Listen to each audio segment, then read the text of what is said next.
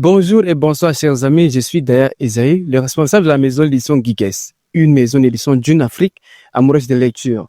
Je suis actuellement à Maroua pour rencontrer mon auteur Justine Temissa Patale. Elle va parler de son livre, son recueil de poèmes qui est en cours d'édition aux éditions Geekess, intitulé Les larmes d'amertume. C'est un livre qui a été traduit en anglais et en français. Allons-y à la rencontre de notre auteur. À tout à l'heure. Bonjour Madame Justine, comment vous allez? Très bien. D'accord, c'est un plaisir de vous rencontrer, hein. C'est la première fois qu'on se rencontre autour de votre livre, hein. Parlons-nous un peu des fêtes de fin d'année. Il y a de cela quelques semaines, vous étiez dans dans le festival. C'était quoi cette fête? En fait, nous avons eu l'occasion de célébrer la culture Guida pendant presque 4 jours. Et cette cérémonie a été riche en couleurs, en danse, festivités. On a dansé au rythme de la culture Guida. Nous avons eu à apprendre beaucoup de nos rites traditionnels et nous avons également bénéficié des conseils des patriarches Guida. Je comprends. Parlons un peu de Justine. Qui est Justine? Nous, on connaît Justine en tant qu'écrivaine, en tant que poète. Mais qui est Justine? Dites-nous un peu. Bien, Justine est tout d'abord une mère de famille, mère de 2 magnifiques princesses et une épouse. Au-delà de cela, je porte plusieurs casquettes, notamment enseignante de l'espagnol comme langue étrangère dans un lycée de la ville de Maroua, notamment le lycée de Macabay. Je suis également docteur en littérature hispano-américaine. À mes heures perdues, je fais des travaux de traduction et au-delà de tout cela, je suis poète en langue espagnole. D'accord, je comprends. Pourquoi vous ne voulez pas être appelé docteur lorsqu'on joint poète et docteur? Vous ne voulez pas qu'on mette les deux ensemble? Pourquoi? En fait, quand j'écris, je porte la casquette de poète. Je n'aimerais pas me surcharger de cette casquette de critique littéraire ou c'est quand je fais des analyses littéraires que je peux me permettre de supporter cette charge-là, d'être appelé docteur. D'accord, je comprends. Pourquoi avoir choisi d'écrire d'abord Les larmes d'amertume en espagnol et traduire ces recueils de poèmes en français et en anglais? Pourquoi avoir choisi l'espagnol? En fait, mes premiers pas dans la littérature, notamment en poésie, ont été marqués par l'étude, la critique littéraire sur la poésie écoféministe et la poésie écoféministe dans mes travaux de recherche en doctorat. Donc, je tombe amoureuse directement de la poésie en langue espagnole. Et bien évidemment, j'ai lu d'autres poèmes en français et je suis passionnée de Victor Hugo quand il dit, par exemple, quand je parle de vous, je parle de moi. C'est ce qu'on ressent pratiquement dans mes productions poétiques. D'accord. Parlons un peu de votre livre. Il va paraître bientôt aux éditions Geekess. Comment était la collaboration avec la maison d'édition avant qu'on ne parle de différents thèmes? Une très bonne collaboration parce que c'est une maison d'édition sérieuse qui ne se permet pas de publier des travaux avec des petits et des erreurs et quoi et autres. L'équipe a tellement travaillé vu que c'est une version trilingue. On avait des experts qui ont relu tout le travail que ce soit en français, en espagnol ou en anglais. Ils se sont attelés à la tâche à corriger les petites erreurs. Parlons un peu des thèmes que vous traitez. C'était quelques thèmes. Ne dévoilez pas tout, hein, parce que le lecteur doit se faire l'idée, il doit d'abord lire le livre avant de parler, avant de critiquer. Justement, de peur de tomber dans la tâche de critique littéraire, je dirais tout simplement que l'œuvre traite de la question de la souffrance féminine. La souffrance féminine, pas comme une sorte de lamentation, mais comme une sorte d'essence pour sortir dans la situation de toujours être victimisée. Et je crois que la femme puise en elle, dans sa souffrance, la force de continuer à lutter pour ses droits, à lutter pour ses devoirs, tout en brisant également le silence, en révélant des vérités, qu'elles soient cruelles ou je ne sais quoi, mais elle doit puiser dans sa souffrance cette force de combattre. Ok, chère poétesse, dites-moi un peu, c'est quoi votre mission avec votre livre Les larmes d'amertume qui est traduit en 2 autres langues? En fait, la traduction est un but de nous permettre d'atteindre le maximum de lecteurs cibles. Et à travers le moi collectif, j'aimerais que toute personne, pas seulement les femmes, s'identifie à chaque situation décriée dans le recueil. Parce que dans notre vie quotidienne, tout le monde a eu à vivre une situation de marginalisation, une situation de violence contre la femme, une situation de stigmatisation, de stéréotypation, Justement. et en espagnol, on peut dire estereotipación. On doit se debe romper esta cadena de violencia que sufren las mujeres. Ok. Je comprends rien, mais bon. Ouais. Ok. Pouvez-vous nous présenter votre livre un peu en espagnol?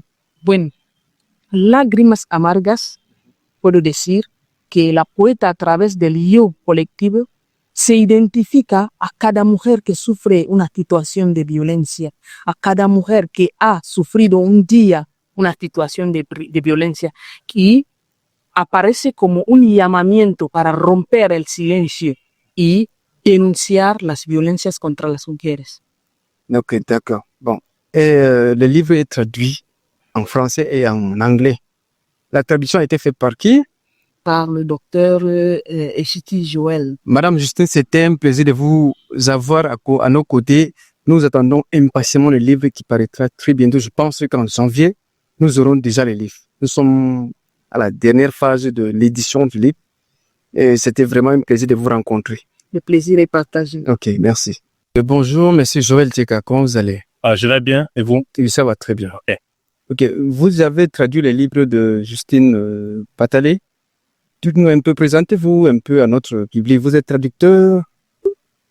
Ok, merci de me donner la parole. Je m'appelle Echichi Teka Joël Amel et je suis professeur d'espagnol comme langue étrangère dans l'enseignement secondaire du Cameroun et plus précisément au lycée de Mogom.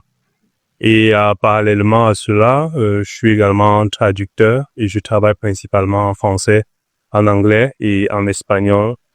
Et en plus, j'ai également une casquette de critique, de chercheur, de par mon titre de docteur en études hispaniques et spécialisé dans le domaine de la traduction et de la traductologie. En plus de cela, j'ai également une casquette de chercheur, de critique, de par mon doctorat PhD en études hispaniques et en spécialisation traduction et traductologie, en plus de quelques autres champs de recherche sur lesquels je travaille, dont je ne voudrais pas vraiment mentionner. D'accord. Dites-nous un peu, parlons un peu du livre de Justine que vous aviez traduit. Comment est la plume de Justine? La traduction s'est passée comment? De façon aisée ou bien difficile? Qu'est-ce que vous pouvez dire là-dessus? Ok, ce serait une façon pour moi de contredire les réalités même du métier de la traduction en disant que la traduction de ce recueil de poèmes de l'espagnol vers le français et l'anglais a été facile. Contraire, cela n'a pas été aussi facile que cela, mais plutôt difficile, je dirais, en ce sens que nous sommes ici dans le domaine de la traduction littéraire et plus précisément la traduction d'un texte poétique. Et nous savons tous bien que la poésie, par essence, se décrit de par un caractère un peu hermétique, un peu fermé, cloîtré. Et il fallait nécessairement passer le texte de ma chère collègue Temesa Ostané. Il fallait que je le psychanalyse afin de pouvoir davantage comprendre les subtilités de son idéologie et de pouvoir retranscrire le texte de manière à plus ou moins fidèle en français et en anglais. Donc, c'est vrai, le texte, en quelque sorte, imposait en soi quelques tournures traductologiques, mais nous nous sommes battus tant bien que mal de pouvoir vraiment mener à bien cette traduction. Dites-nous un peu, qu'est-ce que vous pensez du livre de Justine en comparaison avec le paysage traductologique au Cameroun? Ok, déjà, je pense que votre question a plusieurs volets, notamment deux. Premièrement, ce que je pense du livre de Justine, Déjà, Justine a une très belle plume et comme je l'ai mentionné tout à l'heure, la poésie en soi se caractérise par un aspect vraiment essentiellement émétique. Toutefois, Justine a transcendé vraiment cette réalité traditionnelle de la poésie tout en adoptant un style assez accessible, assez abordable. Alors, tu n'as pas nécessairement besoin d'un master, d'un doctorat pour pouvoir comprendre la quintessence même, la valeur de son travail. En fait, l'auteur, en quelque sorte, s'inscrit dans le vécu quotidien de quiconque. Et c'est assez évident pour tout un chacun de pouvoir davantage comprendre cela. Alors maintenant, en rapport avec la traduction, je dirais que cette édition trilingue, français, anglais et espagnol, est vraiment une innovation parce que c'est une toute première. Et force est de noter, de souligner la réalité selon laquelle, de par ce caractère vraiment innovateur, cette œuvre pourra, avec le temps, faire l'objet de plusieurs analyses, faire l'objet de plusieurs recherches dans le champ de la traduction, bien entendu, mais également dans celui de la littérature féministe. Justement, ok. Merci alors, merci d'avoir rencontré Guigues Édition. Et je vous en prie. Merci infiniment, chers amis, d'avoir écouté l'auteur, d'avoir écouté les traducteurs, d'avoir écouté la maison d'édition Guigues. Nous venons d'écouter vraiment l'auteur avec son livre de larmes d'amertume.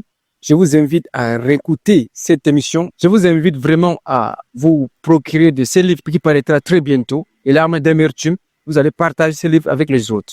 Au revoir.